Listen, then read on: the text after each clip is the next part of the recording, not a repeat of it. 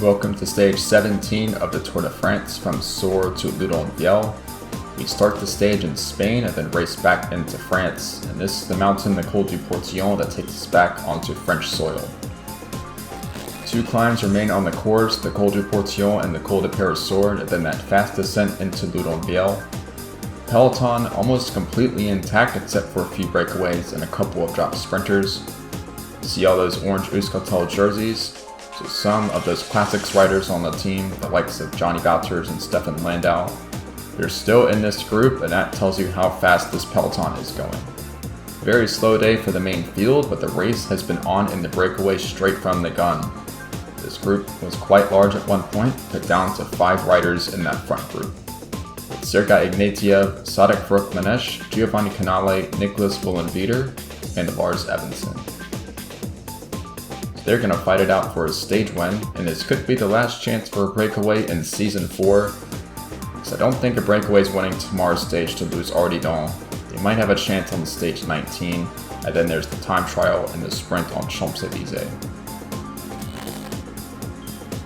The sprint for the mountains points here, Vrokmanesh will open it up. Jupiler rider active in the breakaways, but he doesn't have the legs to keep it going. Seismic riders interested in these points for the King of the Mountains, but Sergei Ignatiev of Hackett will take it.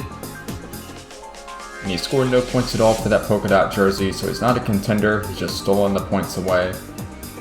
That'll be a disappointment for the two Seismic riders, because both of them are up on that leaderboard for that polka dot jersey. They'd like to have scored maximum points. But still 10 points available to the winner of that next climb of the Peyresourde. So we've got fast descent here into Bagnères de Luchon, and then we'll start the Col de Peyresourde. It's around a 14-kilometer climb, averaging close to 7% gradient, so it's not easy. We're climbing it from the longer side. Shorter side was climbed a lot more often in the older days when the route would look the same just about every year. They start the stage in Pau, they get over the Col d'Aubisque, the Col du Tourmalet, the Col d'Aspin, and the Col de Peyresourde from the opposite side, and ascend into where we are now, into Luchon. The organizers have been more creative in recent years.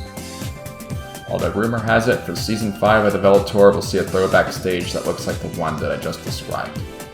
So we'll see if that comes to fruition, but of course, all rumors. In the meantime, the peloton has split up over the top of the Portillon.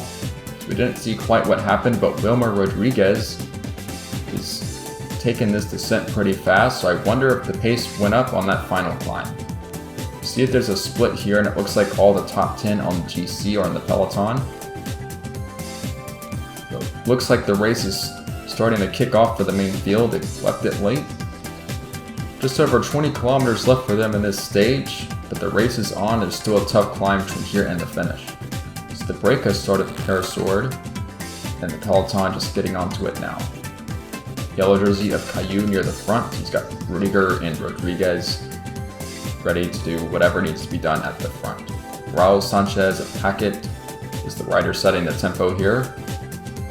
Well, that peloton went from 83 to 27 riders in just a few kilometers time, so I wonder what happened at the top of the Portillon. With no way to go back and see that, of course. They're still close to 7 minutes behind this breakaway, so this breakaway should be able to win the stage, unless they start to dilly-dally. Just need to keep that pace high and hope the peloton doesn't charge up too fast. Ignatiev still setting tempo. He's looked like the strongest rider in this group on the climbs at least, but it is a downhill finish. So maybe he'd want to get rid of everyone else and not have to deal with a sprint finale. And AlphaTauri is starting to send some riders to the front. This is Jeff Cooper, and this is really the first time we've seen this in the Tour de France. AlphaTauri asserting themselves on a mountain stage like this. Loshkov and Sancho should both be up here. I saw Rudiger at the very back of this peloton. I wonder if he's having a bad day or just getting some water bottles for the team. There's a group of 28 riders not far away, but an attack just went off the front of the main field. That's Nello and I think Luis Sancho. Well, this is a good move, but they might have left it late. They should have gone on the Portillon because they've still got 4 minutes to get across this gap. We'll see if they can do it. That's two very strong climbers that have just attacked out of the main field. but they've surely left it late. I wonder if there's enough uphill terrain for Sancho and Nello to get across. But they're making good progress, just 3 minutes behind now, so the lead of the 5 breakaways is really starting to come down. It's evaporating in the face of that attack by Carlos Nello. Canale is going to get dropped out of this breakaway. Sancho and Nello, they're just going to ride all out here and see if they can get across.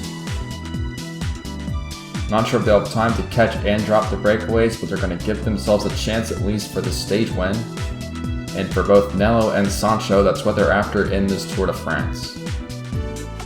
Luis Sancho, the highest scoring rider in the VeloTour before the Tour de France started, has been completely blocked out from the stage placings, and Nello is at a couple of second places already. He'd like to get himself a first. But the main field still breaking up here. Lucci is hanging off the back. I think that was Pavlova on his wheel. And Nello and Sancho, they've made it across. So that gives 3 Sismic riders at the front of the bike race. Huge number advantage for the team in the chartreuse jerseys. And we're getting attacked by Lars Evensen. This is for the Mountains points and the stage win. His Sismic teammates are not going to chase him down. Ignatiev has cracked, he doesn't have the legs. Well, VeloTour shouldn't be pacing like this to give Luis Sancho any chance at all, but he is. But Evensen has a gap and he's going to fly down towards the finish. The question is, are his Sismic teammates going to chase him down or not? But Sismic in the dominant position. Meanwhile, behind, Navarro is attacked over the top of the climb. Some riders getting dropped here.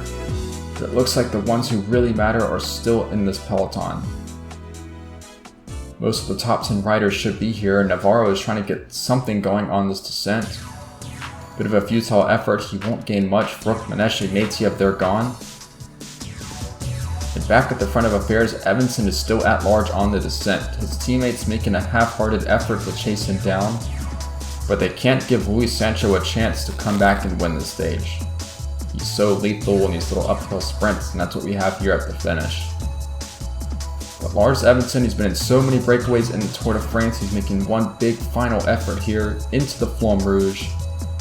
Sancho's chasing him down. This is a ferocious sprint by Sancho, but does he have the legs to finish it off? He might have just run out of gas right inside the line. A valiant effort, but Lars Evensen just hangs on and wins that stage. I thought he had that comfortably, then Luis Sancho almost took it right out of his clutches. Evensen just found the strength to keep going and win in the end.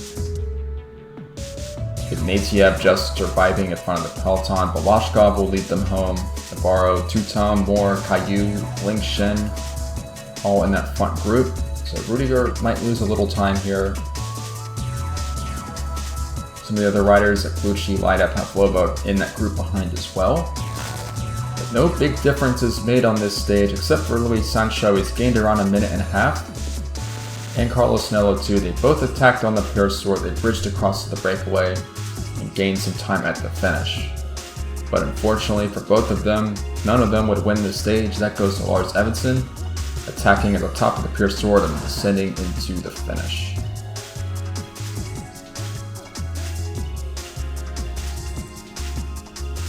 So as the riders continue to trickle in one by one, some of the sprinters will be a long way down today.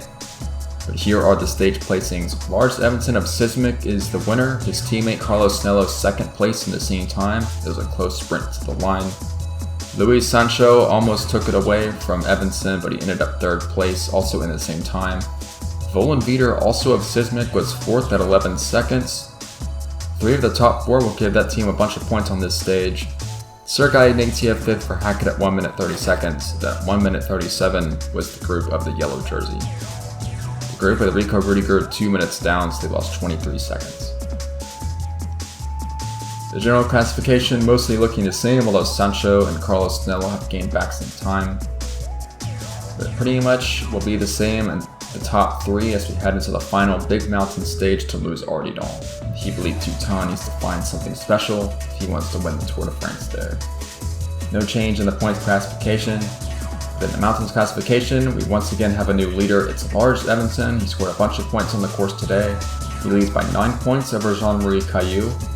but he needs to keep scoring tomorrow because Caillou will have a chance to score again on that final mountain. In the team classification, Kyoto have closed the gap, but only by about 1 minute. Euskaltel still in a dominant position. And that's where things stand as we go into the final big mountain stage of this Tour de France. Tomorrow we have 3 big climbs, the Col d'Aspin, the Col du Tourmalet, and the final mountain up to Luz Ardidon. Final chance for the climbers to get a prestigious stage win. The final chance for Teutin to give himself any chance of winning this Tour de France.